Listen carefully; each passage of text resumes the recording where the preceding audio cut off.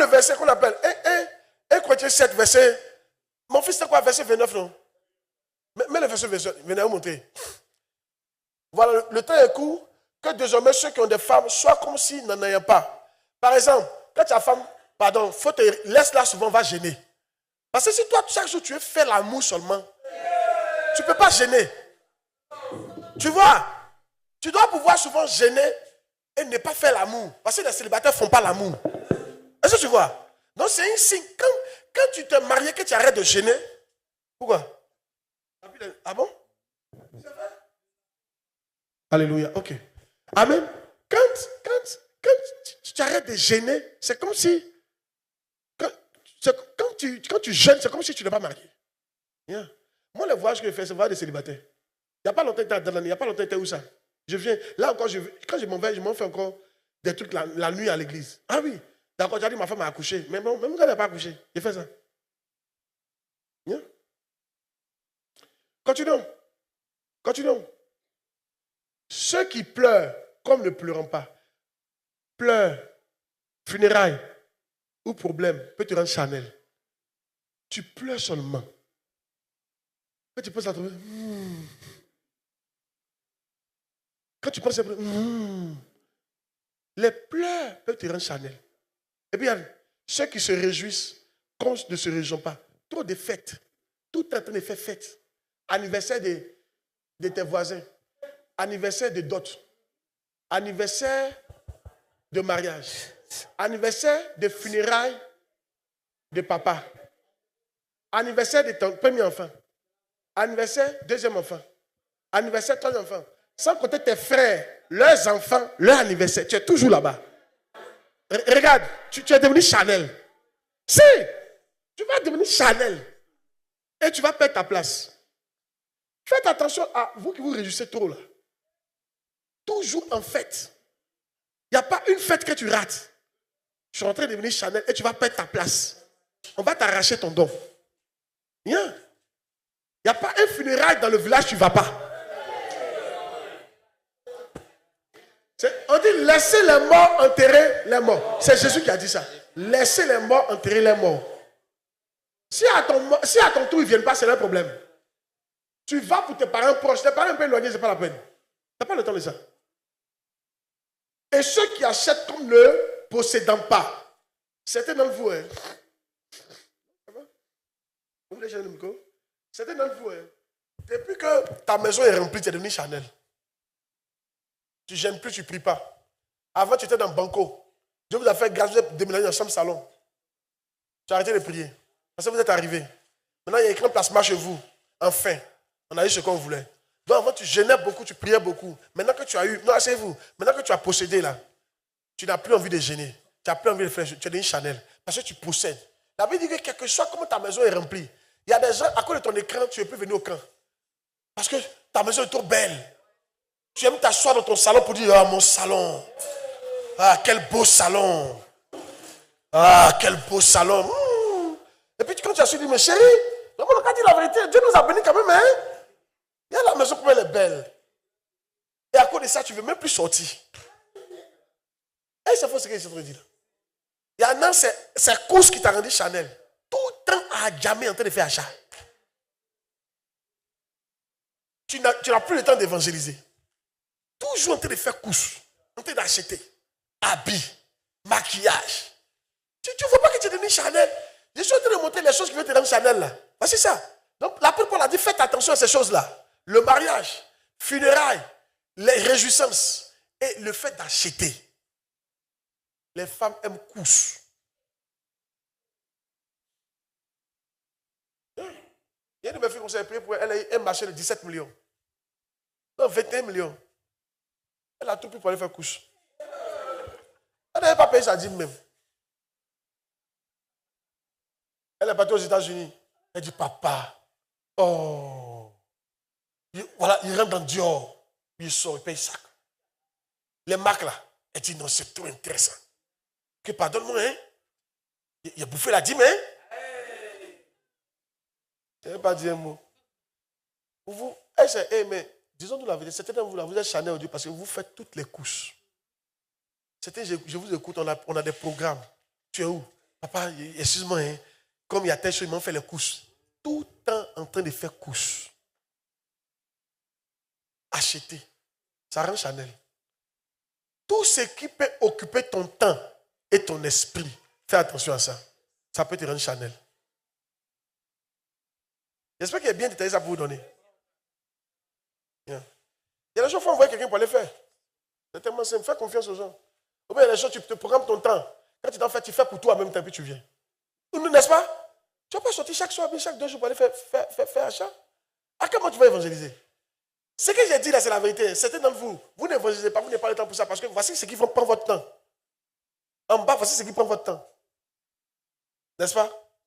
Yes. Voilà mon fils là. Avant, il était dans la maison en bois. Maintenant, je l'ai mis dans la villa. L'église a diminué. Yes. Lui, mais il sait que c'est fort. Et comme 2 jours, il doit se marier là. En fait, je dis ça pour l'aider. Il est concentré sur son mariage. Il a pu économiser petit à petit. Il est allé derrière Koroko pour aller doter sa fiancée. J'étais fier.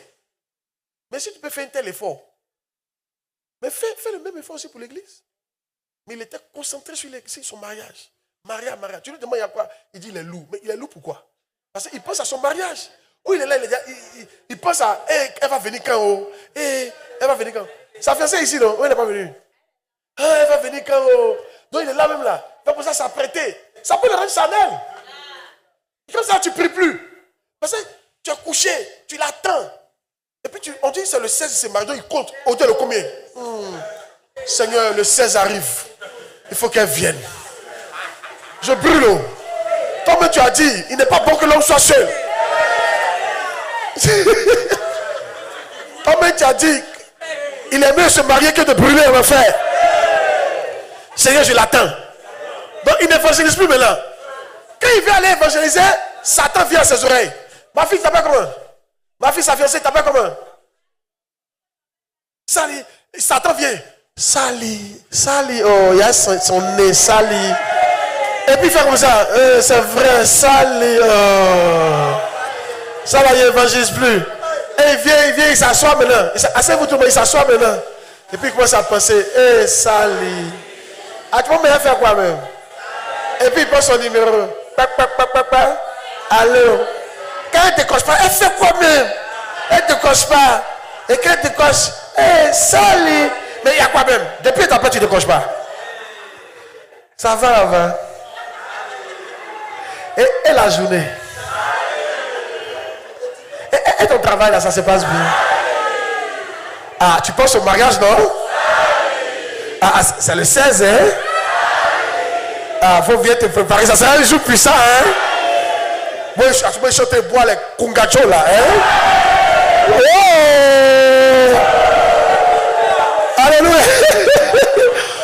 Au lieu d'aller évangéliser, il ne pense qu'à ça.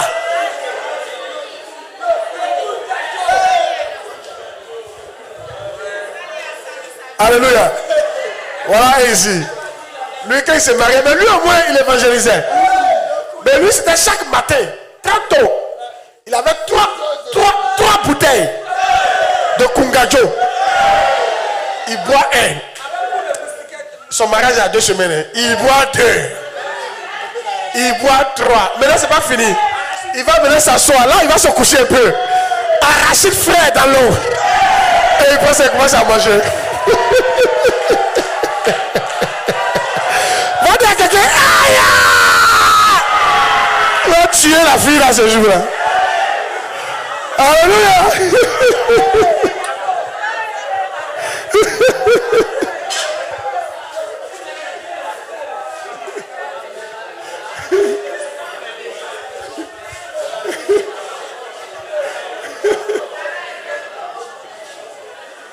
Mais en tout cas, on a vu que le Kungajo a réussi.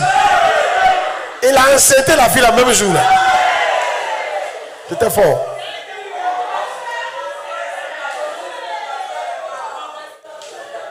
Dépression, bien le metteur.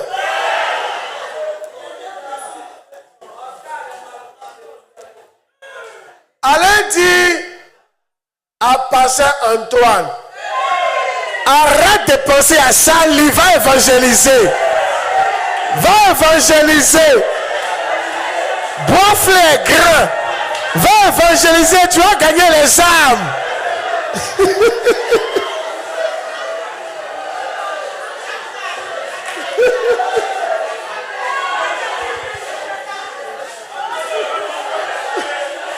Allez dire à Sali, Sali, arrête de fatiguer Antoine.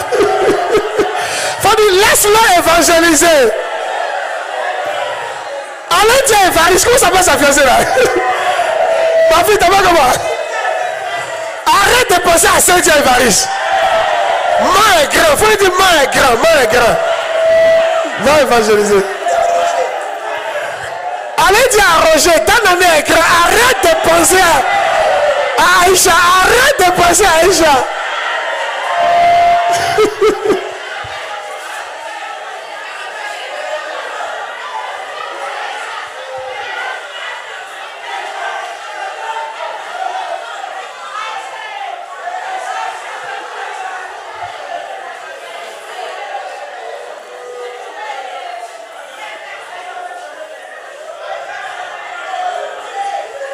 Alléluia, amen. Alléluia, amen. Alléluia, amen. Alléluia, amen. Alléluia, amen. Alléluia, amen. Va évangéliser. Arrête de penser à Salio, va évangéliser, amen. Bois-flé est grand, va évangéliser, va faire à la case, à repenser à Salio, amen. Alléluia, il faut faire l'œuvre de Dieu, il faut laisser cette Yahweh, tu vas la marier, amen. Alléluia. Allez penser à Aïcha. Allez penser à Aïcha. Allez penser à Aïcha. Alléluia. Il faut évangéliser. Il faut faire Anakazoa. Il faut évangéliser. Amen.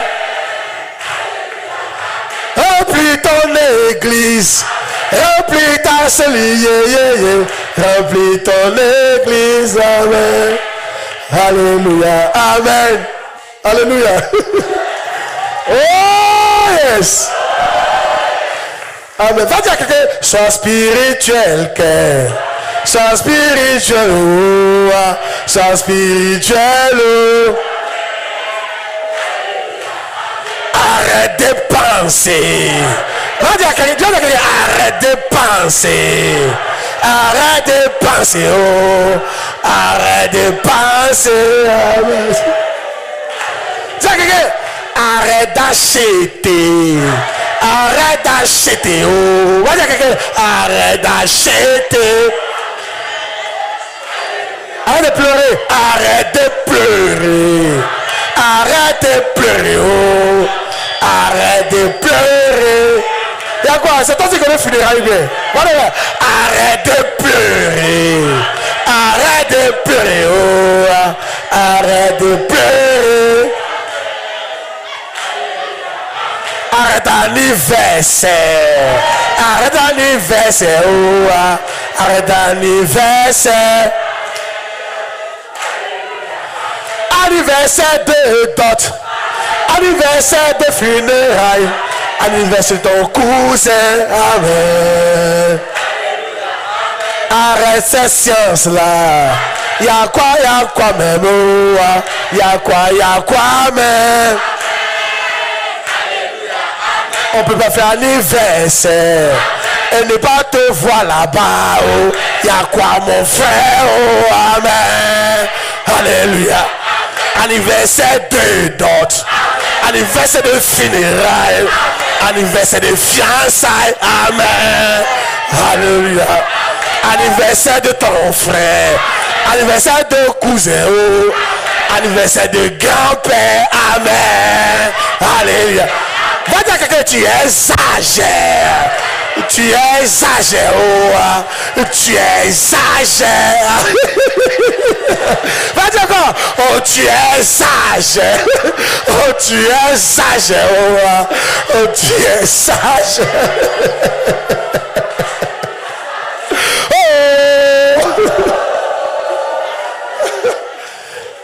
Est-ce que le cœur est intéressant, mais c'est pas intéressant?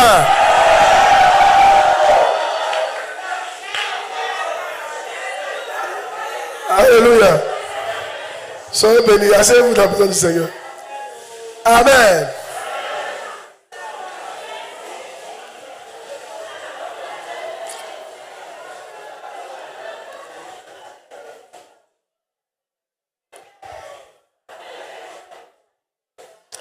Amen.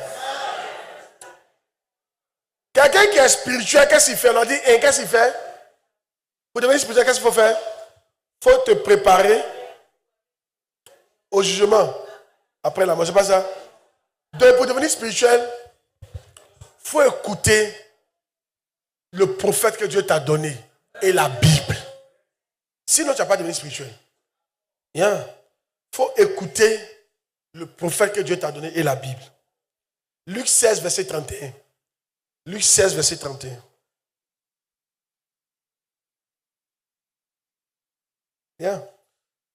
Luc 16, verset 31.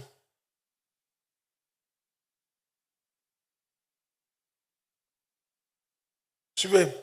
Et Abraham lui dit, s'ils n'écoutent pas Moïse et les prophètes, ils ne se laisseront pas persuader quand même quelqu'un des morts viendra.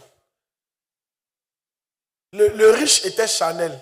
Et quand il est mort, il pense que, lui, voici sa manière de réfléchir. Les gens qui sont charnels, c'est comme ça qu'ils pensent. Ils pensent que si quelqu'un ressuscite des morts et venu lui parler, c'est là qu'il va croire. Les gens qui sont charnels, suivez ici. Les gens qui sont charnels, ils attendent qu'un ange leur apparaisse d'abord, avant de croire en quelque chose de spirituel. Ils attendent que Jésus leur apparaisse d'abord. Quand tu es charnel là, tu attends qu'un ange t'apparaisse d'abord. Mais quand tu es spirituel, ce que ton pasteur dit et ce que la Bible a dit, tu obéis. C'est là que tu vois la différence entre les gens qui sont charnels. Ne vous trompez pas. Je vous dis la vérité. Tous ceux qui attendent que les anges leur apparaissent, ils sont tous charnels. Ils sont charnels. Ils ne croient pas aux Écritures et ils croient aux anges. Mais c'est faux, hein? Même quand un ange va lui apparaître, ces 2 jours là seulement il sera impressionné. Après il va retourner dans son comportement d'avant. Amen. Alléluia. S'il n'écoute pas les prophètes, si tu veux montrer que tu es spirituel, hein, tu dois m'écouter. Ce que je te dis là, c'est Dieu qui est en train de te dire. Il dit, je vous donnerai des bergers qui vous paîtront selon mon cœur. Satan ne peut pas te dire ce qu'il te dit là. Donc toi, si tu es vraiment spirituel, hein, tu vas comprendre que Dieu est en train de te parler au travers de moi. Que Dieu est rentré. Je ne vais pas vous mentir. Cette session-là, vous pensez que je me suis assis pour écrire des choses? Je ne me suis pas assis pour écrire des choses. Hein. C'est tout à l'heure, demander à Dieu, on prêche quoi? Montre-moi ce que je dois prêcher. Fais ça. Tout ce que je suis en train de vous dire là, ça vient du Saint-Esprit.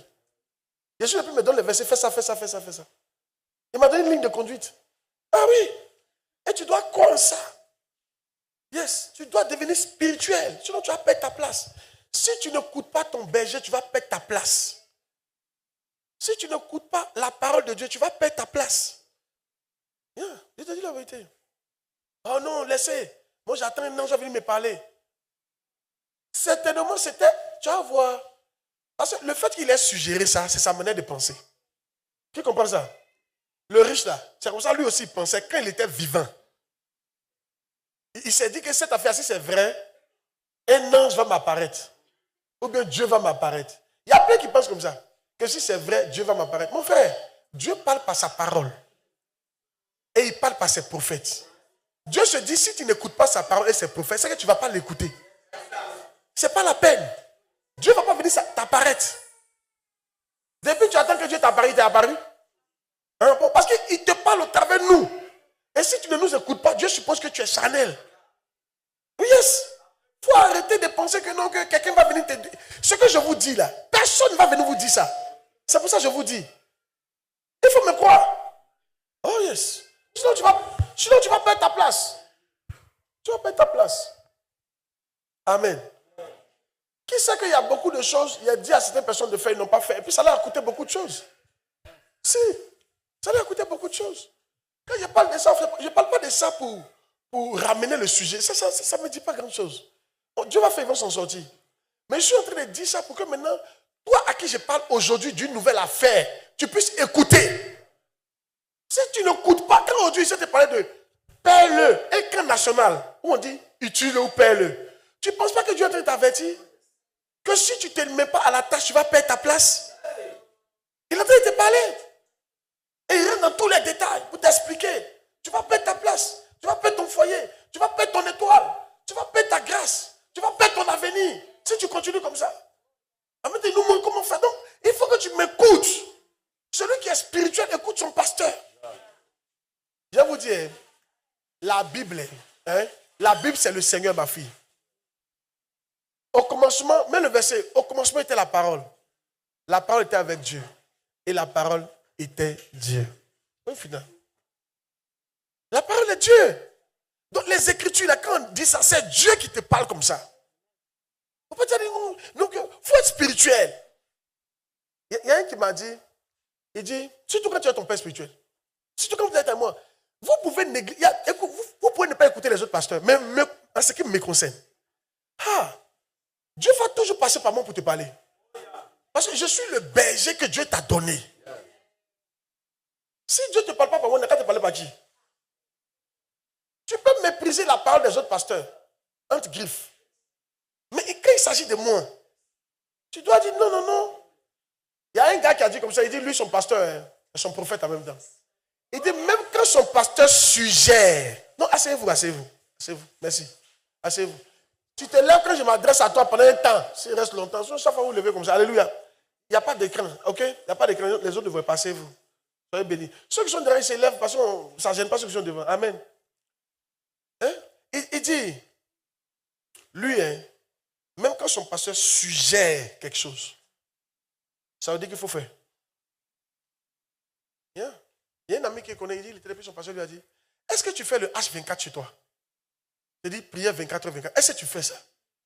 Il dit, il a compris, ça veut dire qu'il faut faire. Il lui a dit, non, il ne fait pas, mais il est parti faire. Certains d'entre vous, il y a des questions qu'il vous pose là. Ça veut dire qu'il faut faire. Mais les someway, ceux qui ne sont pas spirituels ne comprennent pas que je viens de leur dire de faire quelque chose. Est-ce que tu as gêné 3 jours? Ça te dit, ça veut dire qu'il faut gêner 3 jours. Est-ce que tu as déjà lu toute la Bible? Ça veut dire toute la Bible. C'est Dieu qui est en train de te parler. Il faut commencer à être sensible spirituellement. Souvent on est là et on dit, avant je demandais qu'on appelle, quand Papa Dag dit, le Saint-Esprit lui a parlé. Quelqu'un aussi dit, le Saint-Esprit lui a parlé. Puis il dit à Dieu, mais ils font comment plus le Saint-Esprit lui parle comme ça? Et puis Dieu m'a dit, je te parle aussi. C'est parce que tu ne sais pas. Il faut apprendre. Et j'ai commencé à apprendre. Maintenant, je comprends quand Dieu me parle maintenant. Il te parle souvent dans des pas simples. Dieu est simple. C'est nous, on rend ça compliqué. Regardez Esaïe. Et qu'on appelle ça Esaïe, non? Non, ce n'est pas Esaïe, c'est Élie. Comment c'est Moïse? Dieu voulait le parler, le bruit de tonnerre. Dieu n'était pas dedans. Une voix douce et légère, Dieu était dedans. Souvent, Dieu est dans ce que je suis en train de te dire. Fais attention au mariage. Fais ça. Dieu est en train de te parler comme ça. Tu dois écouter. Surtout quand tu es dans ma présence. Pourquoi tu vas jouer ça? Il y a des questions que je vais te poser qui sont comme des clés à tes problèmes. Mais celui qui est Chanel n'écoute pas ça. Amen. Il y en a qui sont têtus. Yes. Il y en a qui m'écoutaient à longtemps, ils étaient mariés déjà. Yes. Il y en a qui disent, mais tu te maries quand? Mais quand ils te posent comme ça 2 fois, tu ne vois pas que tu exagères dans ton célibat? Là, il ne parle pas aux femmes, il parle aux hommes. Parce que les femmes, elles sont obligées, elles attendent quelqu'un. Mais il y a des gens qui disent, mais tu te maries quand? Regarde toute cette panoplie de filles. Panoplie.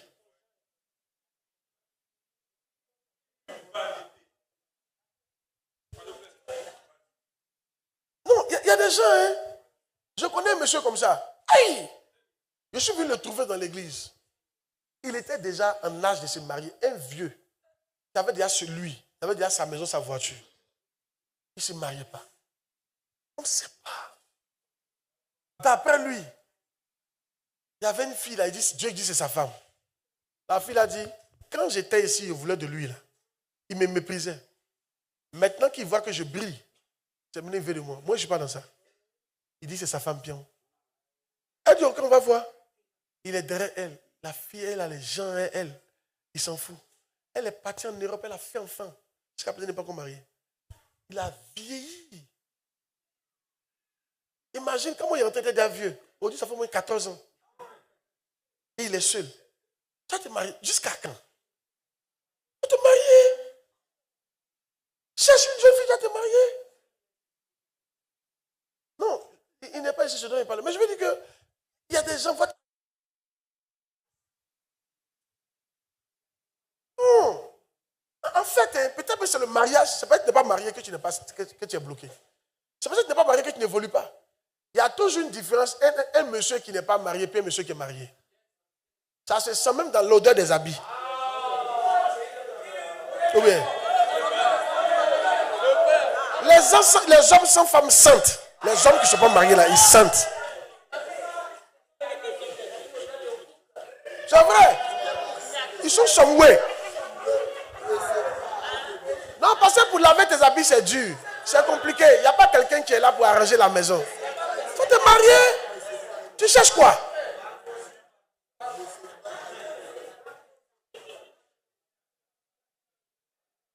Il a dit ton nom?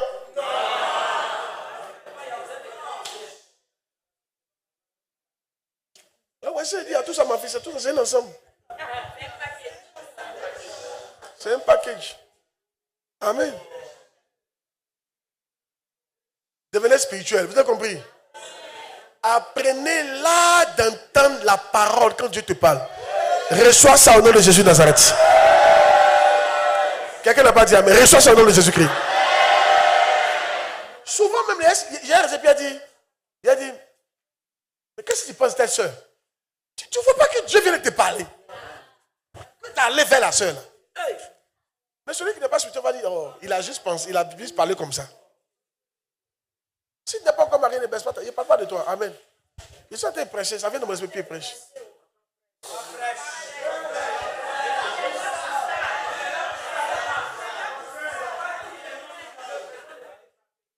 Amen. La Bible dit quoi? La Bible dit quoi? La Bible dit, il a fait de nous des sacrificateurs. C'est la Bible qui dit ça. C'est de nous tous, nous sommes des sacrificateurs. Nous sommes des serviteurs de Dieu. Tu entends ça bien, tu vois ça bien. Le spirituel va comprendre que lui aussi doit servir Dieu. Mais le charnel va dire, oh ça là, il parle, c'est juste pour les... Tu dis quoi? C'est pas pour les autres. Quand tu es spirituel, tu crois dans ce qui est écrit dans la Bible. Et tu crois ce que ton papa te dit. Quand ton papa te dit, tu peux être berger, tu crois. Et tu suis. Ça montre que tu es spirituel. Yeah. Yes. Devenez spirituel, s'il vous plaît.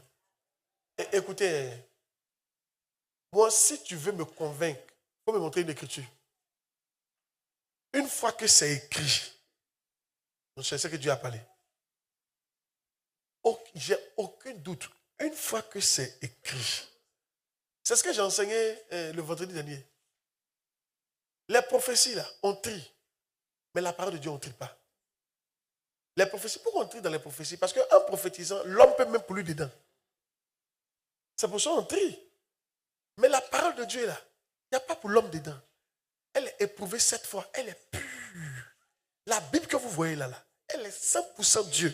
Quand la Bible a parlé, c'est ça. La Bible dit, nous sommes, il a fait de nous, même le verset, il a fait de nous des sacrificateurs pour l'Éternel. Pour aller chercher, sacrificateur, ça veut dire quoi?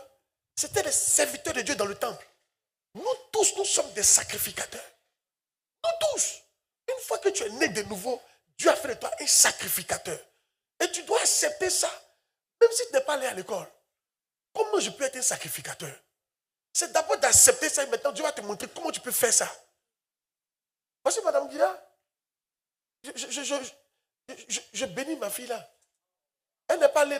Elle s'est battue, elle se bat pour lire elle-même. Actuellement, elle arrive à lire un peu. Mais tu sais qu'elle a plus de membres que certains qui ont le bac.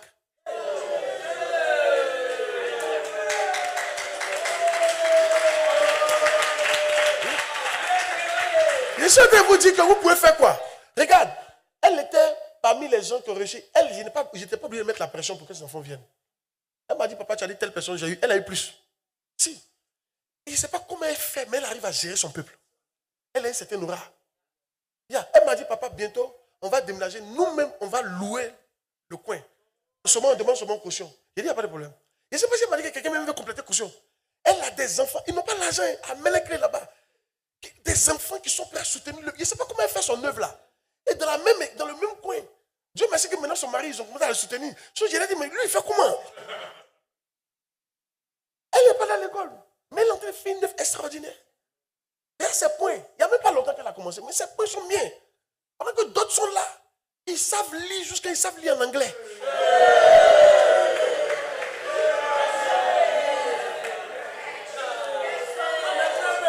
Ils n'ont même pas dit maman.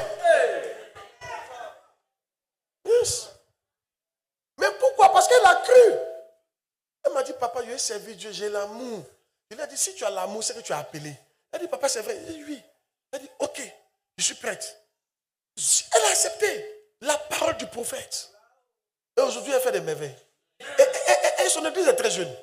Si elle continue comme ça, dans 5 ans, elle aura une grande église. Amen. Oh yes. Regardez, Apocalypse chapitre 1, verset quoi? Verset 6. Et qui a fait de nous un royaume, des sacrificateurs pour Dieu son Père. Un royaume et des sacrificateurs. Comment avec ça, quelqu'un va te dire que toi, tu n'es pas appelé à servir? Comment avec ça là? Il a fait de nous un royaume et des sacrificateurs. Que tu sois allé à l'école, que tu ne sois pas allé à l'école, tu es appelé à servir le Seigneur. Et tu peux le faire. Tu peux le faire. Les Pierres, est-ce qu'ils étaient partis à l'école? Non! Mais c'est eux qui ont ébranlé toute l'Asie mineure. Yes! Avec ça que tu vois ça, ça veut dire quoi? Lève-toi! Commence à gêner, prier, prends ça au sérieux. Dieu merci, aujourd'hui on a audio. Écoute mes messages seulement. Tu vas, tu vomis, tu les donnes, tu écoutes, tu apprends à lire, tu es courageux. Ah! Tu es béni. Quand on te dit Jésus-Christ à 12 ans, il était dans le temple. Toi, tu as quel âge? Et puis il a dit, ne savez-vous pas que je dois m'occuper des affaires de mon père? L'enfant a 12 ans. Ça doit te choquer. Dieu vient de te parler pour te dire qu'il faut que tu es jeune, il faut t'occuper des affaires du père. Yes. Joseph a été choisi à quel âge? Daniel a été choisi à quel âge? T'es jeune. Moi, j'ai commencé le ministère à quel âge? Jeune. Mais quand tu entends tout ça là, tu veux que Dieu te parle comment? Dis à quelqu'un devient spirituel. Entends la voix de Dieu. Ah bien, allez? Oh yes. Allons-y. En fait, il faut que tu sois spirituel pour ne pas perdre ta place. Ok?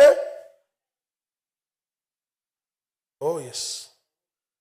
Un autre truc. Si tu veux devenir spirituel, un autre truc qu'il faut faire. C'est fort. Il ne faut pas se soucier des choses du monde. Un homme spirituel ne se soucie pas des choses du monde. Matthieu 6, 25 à 32. Matthieu 6, 25 à 32. C'est pourquoi je vous dis, ne vous inquiétez pas pour votre vie, de ce que vous mangez, ni pour votre corps, de quoi vous serez vêtus. La vie n'est-elle pas plus que la nourriture et le corps plus que les vêtements? Oui. Je vais regarder les oiseaux du ciel. Ils ne sèment ni ne moissonnent. Ils n'amassent rien dans des greniers. Et votre Père Céleste les nourrit. Ne valez-vous pas beaucoup plus qu'eux? Qui de vous, par ses inquiétudes, peut ajouter une coudée à la durée de sa vie? Et pourquoi vous inquiétez au sujet du vêtement? Considérez comment croissent les lits des champs. Ils ne travaillent ni ne filent. Cependant, je vous dis que Salomon même, dans toute sa gloire, n'a pas été vêtu comme l'un d'eux. Si Dieu revêt ainsi l'herbe des champs qui existe aujourd'hui et qui demain sera jetée au four, ne vous vêtira-t-il pas à plus forte raison, gens de peu de foi? Ne vous inquiétez donc point et ne dites pas, que mangerons-nous, que boirons-nous, de quoi serons-nous vêtus? Car toutes ces choses, ce sont les païens qui les recherchent. Une fois que tu commences à penser à ça, tu es un païen. Et tu vas perdre ta place. Tu n'es pas spirituel du tout. Les gens qui pensent beaucoup à ce qu'ils vont manger, ce qu'ils vont boire, de quoi ils seront vêtus, ils sont charnels. Ils risquent de perdre leur place. Utilise-le ou perds-le. Enfin, pourquoi? Les inquiétudes te rendent lourd. Les inquiétudes vont t'empêcher d'utiliser ton don. Luc 21, verset 34. Mets ça.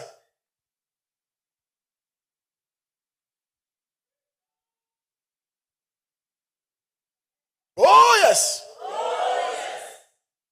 Suivez. Prenez garde à vous de craindre que vos cœurs ne s'appesantissent. Appesantissent, c'est-à-dire que vos cœurs deviennent lourds. Par les excès. Comment ton cœur devient lourd?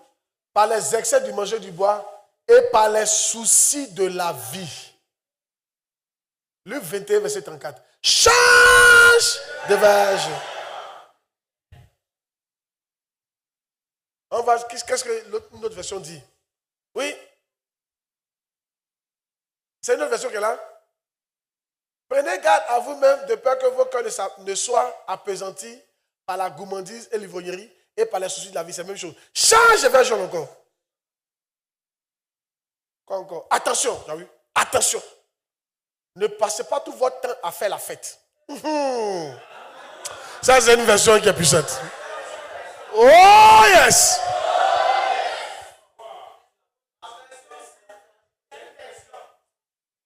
C'est de quelle ethnie on parle? C'est l'ethnie qui parle d'être en fait la fête. Attention. Ne passez pas tout votre temps à faire la fête, à boire ou à vous faire du souci pour votre vie. Sinon, le jour... Amen. Change de version.